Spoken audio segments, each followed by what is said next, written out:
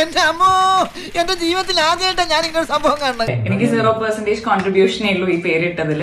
101% മാഷ് തന്നെയാണ്. അപ്പൊ അതിന്റെ ഉത്തരക്കം പറയേണ്ടത് മാഷ്. സാറേ ആ സമയത്ത് മാസിലങ്ങ് ആയിപ്പോയാണ് സാറേ. അങ്ങനെയൊക്കെ നിനക്ക് എന്തോ ഒരു അപ്പവും കടലക്കറി മേടിച്ചാ നട ഞാൻ. പക്ഷേ ഒരു കാര്യം ഞാൻ പറയാം, ഇതും ഇതിനപ്പുറവും ചെയ്യുന്നവനാവാൻ എനിക്ക് അനുഭവമുണ്ട്. പേരിന് ഏറ്റവും ഇഷ്ടപ്പെടുകയും അല്ലെങ്കിൽ ആ ഒരു പേര് കിട്ടിയതിൽ അഭിമാനിക്കുകയും അതിനെ വാല്യൂ ചെയ്യുന്ന ഒരാളാണ് മാഷ്. എന്നെ പൊക്കി പറഞ്ഞ് സോപ്പിടാനുള്ള പരിപാടിയാ കള്ളന്മാര്. സ്വന്തം പേര് ഇത്രത്തോളം ഇഷ്ടപ്പെടുന്ന ഒരാളെ ഞാൻ കണ്ടത് മാഷിനെ. മോന്റെ പേരെന്താ? കുഞ്ഞൻ. കുഞ്ഞെന്നൊക്കെ നാട്ടുകാർ വിളിക്കുന്നേ, പക്ഷെ എന്നെ ഞാൻ വിളിക്കുന്നത് വിമൽ കുമാർ എന്നാ. ആ പേരെപ്പേട്ട് ഇപ്പൊ ഇട്ടു ചവിട്ട് കൂട്ടി ഞാൻ.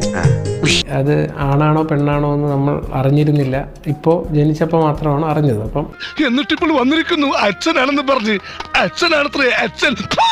ഏത് നേരത്തെ ഈശ്വര ഇങ്ങനെ എന്റെ തന്ത ഏത്? നമുക്ക് നല്ല കുറച്ച് പേരുകൾ കണ്ടുവെക്കണം. മോനായാലും മോളായാലും. അതെല്ലാം കണ്ടു കഴിഞ്ഞു.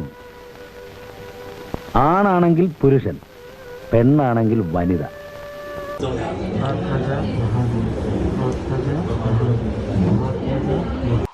അയാൾ എന്താ പറയുന്നേ? എനിക്കറിയാം എന്തോ കാര്യമായിട്ട് പറയുന്നു. നിനക്കൊല്ല കേൾക്കാൻ പറ്റണ. പേരിട്ടിരിക്കുന്നത് ആത്മജ മഹാദേവ്. നല്ല പേര്. എനിക്ക് ഡാഡി വേണ്ട. പേരിട്ടിരിക്കുന്നത് ആത്മജ മഹാദേവ്. അപ്പൊ ഞാനറിയണ്ട വേറെ അമ്മ ഉണ്ടല്ലേ?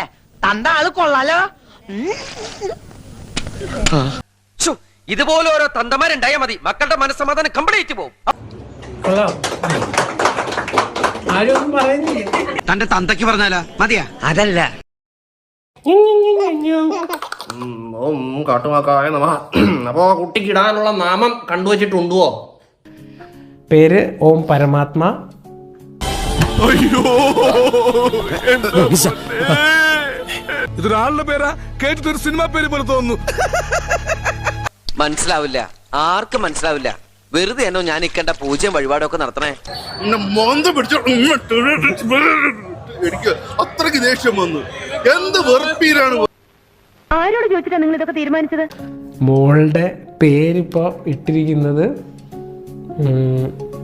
ഓം പരമാത്മ. അതാണ് പേര് കേട്ടോ.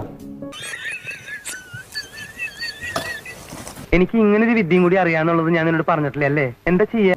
അടുത്ത പേരിനുള്ള രജിസ്ട്രേഷൻ ഞങ്ങൾ പൂരിപ്പിച്ചതായി അറിയിച്ചു കൊള്ളുന്നു.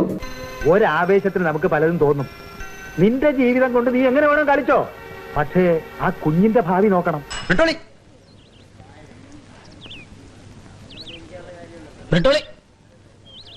അയ്യോ ഭഗവാനെ, ഇത് ആത്മജയുടെ മോളിൽ പോകുമല്ലോ. ഈ പേരിടുന്നവർക്ക് എന്തെങ്കിലും ഒരു പേരിട്ടാ മതി. വിളിക്കുന്നവന്റെ ബുദ്ധിമുട്ട് ആരറിയുന്നു? അതുകൊണ്ട് ബ്രിട്ടോളി എന്ന് വിളിച്ചാൽ എനിക്ക് ഫീൽ ചെയ്യേണ്ട കാര്യമില്ല, മറിച്ച് അഭിമാനമാണ്. ബ്രിട്ടോളി,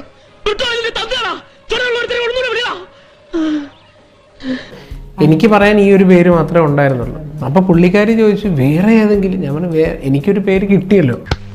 എന്റെ വേളാങ്കണ്ണി മാതാവേ, ഇവന് കുറച്ചു ബുദ്ധി ഉണ്ടായിരുന്നെങ്കിൽ മന്ദബുദ്ധി എന്നെങ്കിലും വിളിക്കായിരുന്നു. അതും ഇല്ലാതായി. ഇതൊക്കെ നിങ്ങൾക്ക് ചിലർക്ക് ഇത് കേൾക്കുമ്പോൾ വെറും മണ്ടത്തരമായ വിശ്വാസങ്ങൾ എന്നൊക്കെ ചിന്തിക്കാം. അത് കണ്ടപ്പോഴേ തോന്നി എനിക്കതല്ല, തലക്കോളം കിറക്കഞ്ഞ മനുഷ്യന്മാർ ഇങ്ങനെ കാണിച്ചു വിട്ടു. പക്ഷെ എൻ്റെ കണ്ണിൽ എനിക്ക് ചില തോന്നലുകൾ, എൻ്റെ കാതിൽ കേൾക്കുമ്പോൾ എനിക്ക് തോന്നുന്ന ചില ഫീലിങ്ങുകൾ ഇതിലൂടെയാണ്. എടാ, നീ ശരിക്കും മണ്ടനാണോ അതോ മണ്ടനെ പോലെ അഭിനയിക്കാണോ? ശരിക്കും മണ്ടനാണ് സാർ. ഞാൻ ഒന്നും ദൂരെ നിന്ന് കണ്ടുപിടിച്ച് കൊണ്ടുവരിക അങ്ങനെ ഒന്നുമില്ല. എന്നിലേക്ക് ഇങ്ങനെ വരും. ആ വരുന്നതിൽ നിന്ന് ഞാൻ പിക്ക് ചെയ്യും. വരാനുള്ളത് വഴി തങ്ങില്ല. ഇതങ്ങനെയല്ലല്ലോ.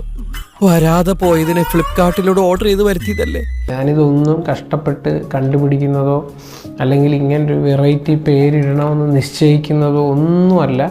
എനിക്കെല്ലാം തോട്ടാണ്. നമ്മുടെ നിനക്കൊരു തോന്നലുണ്ട്, നീ വിചാരിക്കുന്ന ഒക്കെ ശരിയാണ്.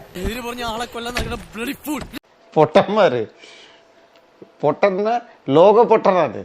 എന്റെ ഗതികേടിലായി പോയി. എനിക്ക് കൊന്നു കുഴിച്ചുകൂടിയാണ് ഞാൻ. നിങ്ങളെ കുടുംബകാര്യത്തിൽ ഇടപെടാൻ ഞാൻ ആളല്ല, പക്ഷെ ഇത് അല്പം കടുപ്പായി പോയോന്നൊരു തോന്നല്. മത്തം കുത്തിയ കുമ്പളം മുളക്കില്ല എന്ന് കേട്ടിട്ടില്ലേ? ഇമാതിരി ഓരോ മണ്ടത്തരങ്ങൾ കാണിക്കുന്നത് കൊണ്ടാ നമ്മുടെ നാട്ടിലെ കാർഷിക രംഗം തകരുന്നത്.